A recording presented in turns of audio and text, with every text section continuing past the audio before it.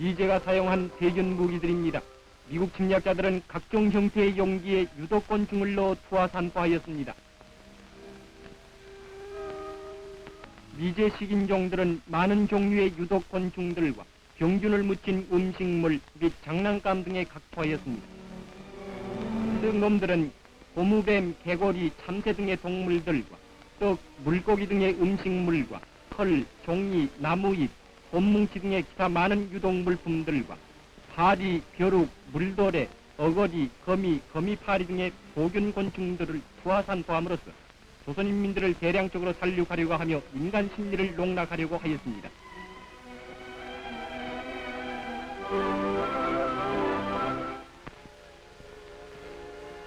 미제의 세균 만행에 분격한 전체 조선인민들은 지방주권기관과 내무기관과의 긴밀한 연계 밑에 미제가 투하한 세균 무기에 대한 방역 정보를 신속히 상급에 보고하는 한편 강력한 방역 대책을 강구하고 있습니다.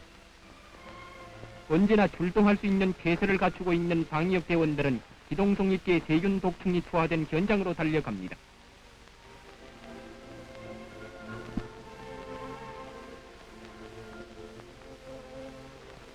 여기는 경양 부근 보균 독충이 투하된 현장입니다. 재빨리 출동한 방역대원들은 시험용으로 보균 독충을 고른 다음 현장 일대를 불사르고 소독 내몰함으로써 미 제국주의자들이 태산같이 믿고 원자탄 다음가는 대량 살육 무기로 버리는 더러운 벌레들을 모조리 소탕하고 있습니다.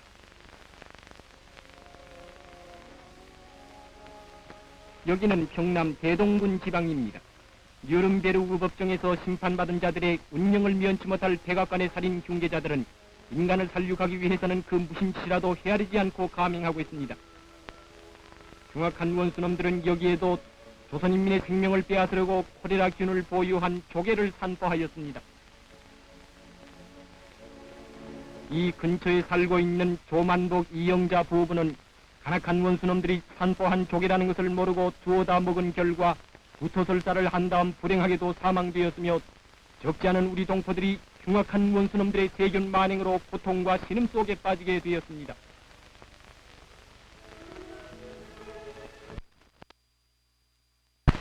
The members of the International Scientific Commission interrogate Floyd O'Neal, Second Lieutenant, United States Air Force Reserve. My name is Floyd O'Neal.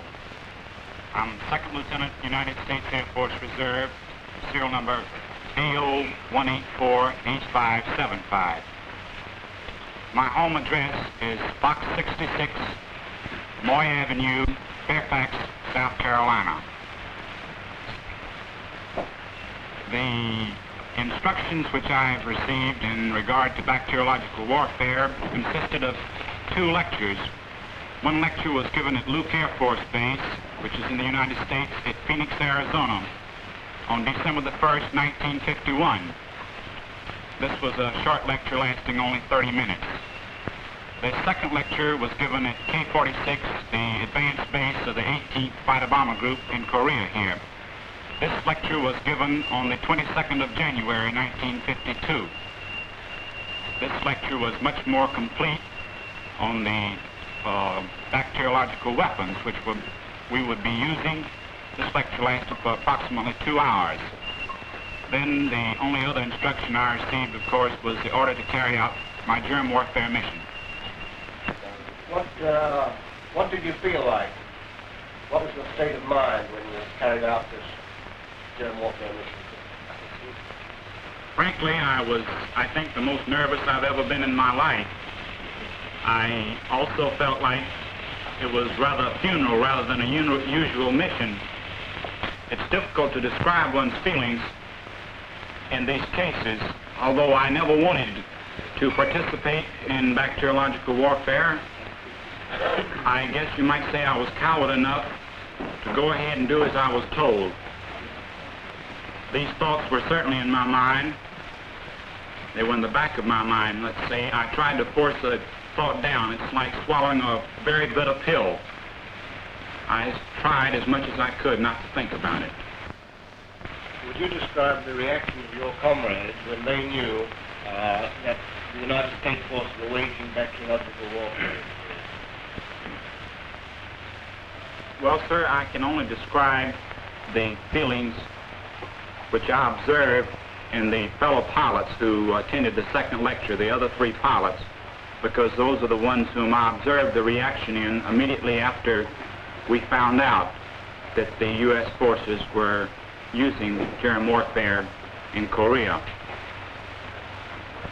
Among those men and myself, I think the main thing was a sense of horror, of abhorrence.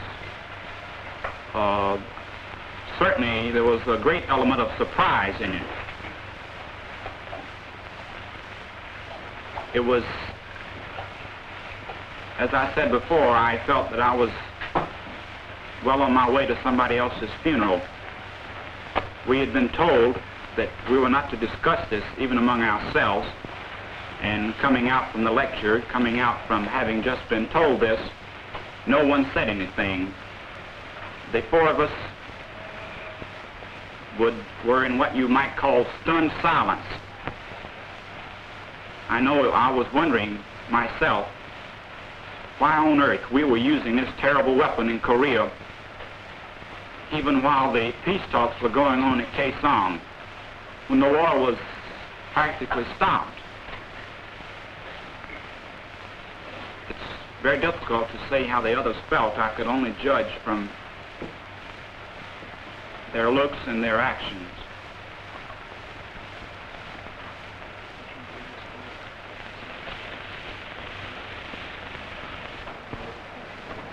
O'Neal makes a final statement before the members of the commission.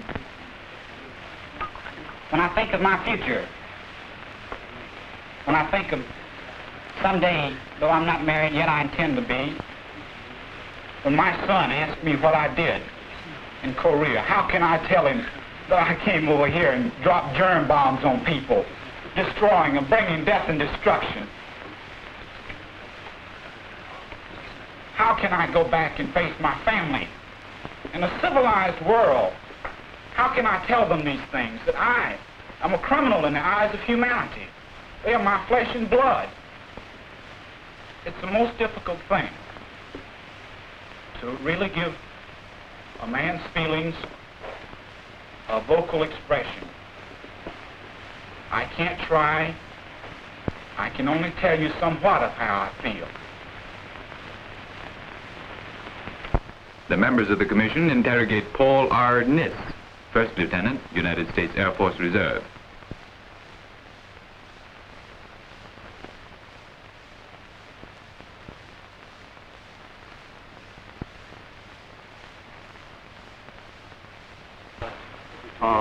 My name, as you all know, is Paul R. Niss, and as recently I was a First Lieutenant in the United States Air Force Reserve, serial number A01909070. I entered the Air Force in 1946 as a corporal. Graduated from pilot training in 1949, 1st July. After that, I was an instructor and instructed at Craig Air Force Base, that is at Selma, Alabama, until the 30th of January, 1952, when I was ordered to Korea.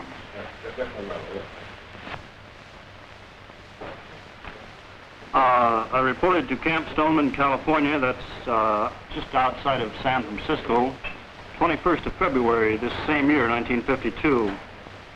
From there, I received my assignment overseas and my transportation overseas. I arrived at K-46, that's a code name for our air base. It's at Wonju, the 20th of March, 1952. It's a F-51 base with the 18th Fighter Bomber Group there. I was assigned to the 12th Squadron, 12th Fighter Bomber Squadron, 18th Fighter Bomber Group. I had a total of 26 missions when I was shot down. I was shot down on my 27th mission, the 31st of May, 1952, near Namsi, that is close to Sinaju. One other thing that I forgot to mention on the germ bombs that we could tell them they were germ bombs from an ordinary bomb was the loading time. The germ bombs were loaded 15 minutes before our mission, while ordinarily our aircraft were loaded 2 hours or more before a mission.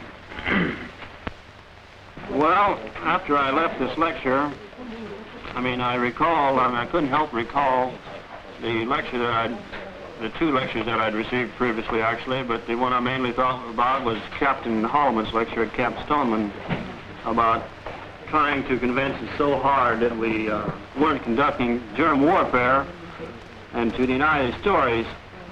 Well, I was beginning to get an idea of how two-faced some people could be. I mean, even the men that were conducting the war weren't even being told the truth about it.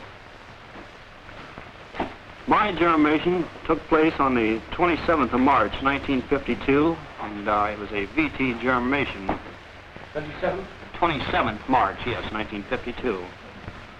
At 05:30, myself, Captain Thomas, that's our flight leader, Captain Bruton, and First Lieutenant Fleur reported to the group briefing room with Captain McLaughlin. We went in the room and he locked the door. He brought out some photographs of some hills south of Sarawan, about 10 miles. These hills, the photograph showed some hills there with a railroad track and some bare spots. Sarawan, yes. About 10 miles, with some bare spots on them. These bare spots are gun positions, he stated. We're going to send you men out on a flax press mission. Well, they have a magnifying glass there that you can look at the photographs. I've often looked at them. I looked at these, and I couldn't see anything that looked like a gun position or a gun. Normally you can see something that resembles maybe a gun or a gun position on a photograph such as this. As I said before, he stated our mission was a flax suppressor mission. He gave us a takeoff time of 0700 in the morning. We were to take off, climb to 10,000 feet, and proceed to the target. Over the target, dive from 10,000 to 6,000 feet, release our bombs, and return to K-46. And when we returned from the mission, we would naturally report to him, mission accomplished, results unobserved, if the mission was successful. Well, about 6:45, I went out to my airplane. I previously went from the group briefing room over to my squadron operations and put on my flying equipment. As I said, at 6:45, I went out to my airplane to check it over. As I was out there, I noticed the men loading the bombs on it. And they were in the uniforms as he had described them to us, in the white fatigues, the mask, and the gloves. These men took the bombs out of this closed truck and loaded them by hand. Normally, they've got a jack that they jack them up with. These bombs were loaded by hand. I looked at them to see if they were on the hooks. I didn't shake them naturally, and then I got in my airplane and started up. After the debriefing with Captain McLaughlin, we went to our shower room and took a shower. In the shower, I made the remark to Captain Thomas at the time that the shower may clean my body, but my soul would never be clean after such an incident. After committing such an act. I believe that's easily understandable, and I can never be able to express in words just how much it actually sickened me, and I know the other men reacted the same way. They weren't happy or carefree as they usually are after a mission. Not happy because they killed somebody, but there's usually the talk after a mission. They talk about it, how they almost got shot down or something like that, but there is no talk. You can tell by their attitude that it was very distasteful to all of them. The next day, we got our blood test from our doctor. We went and reported it to the doctor at 8 o'clock in the morning.